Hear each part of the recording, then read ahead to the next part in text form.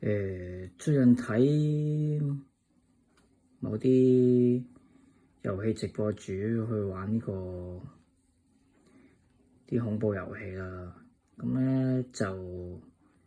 通常啲恐怖遊戲咧都有啲血淋淋嗰啲場景啦，咁咧每次咧佢哋嗰啲聊天室嗰啲留言區嗰啲咧都會有人講：喂，沙耶之歌啊，沙耶之歌，沙耶之歌。但我覺得係大部分人都冇玩過《沙耶之歌》呢部遊戲嘅，咁我就覺得呢部遊戲好值得推薦，咁就順便想講嚟俾大家去了解呢部係點樣嘅遊戲啦。咁雖然呢一部遊戲已經係20年前嘅遊戲，但係我依然都係覺得好值得推俾大家去玩嘅。咁個遊戲故事咧就係講有個人，即係主角啦，受咗啲意外咁整親頭啦。咁佢睇到正常人咧，就係睇到一片好似怪物咁嘅嘢。咁所以就佢一面對人嘅時候咧，就會點講好啊？有啲陰影咁啊。咁但係咧，面對女主角咧，即係沙耶咧，咁佢就會望到佢係一個好靚嘅女仔嚟。呢個設定就係講佢個腦嗰度受啲影響啦。咁咧，佢點解我覺得佢呢個做得好咧？佢係將呢個男女主角咧嗰種戀愛情咁咧描寫得唔錯。咁佢有一幕係講沙耶啦，去到一間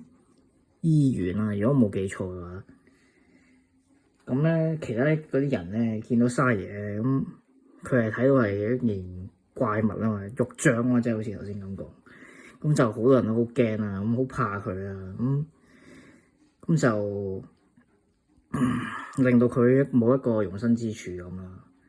咁而當男主見到佢嘅時候咧，又會望到佢係一個好靚嘅女仔，咁就情意描寫咗佢一種互相一種我眼中只有你美好嘅一種情況出嚟啦，即係就好似互相都俾對方吸引咁。我覺得仲係比好多嗰啲普通寫戀愛遊戲嗰啲寫作家寫得更加好嘅，係因為佢哋冇辦法好將兩者之間嘅愛情描寫寫得咁互相之間嘅依賴出嚟啦，嗰種感覺啦係冇嘅。而呢隻遊戲咧就有呢種感覺喺入邊咯。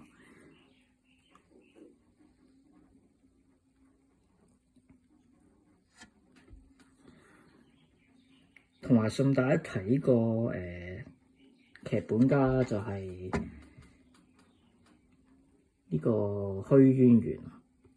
咁其實佢有好多部作品都我覺得唔錯嘅。咁如果有機會咧，我遲下都想講俾大家去了解下，去玩下佢嘅作品，因為其實我玩過幾部都係覺得唔錯嘅。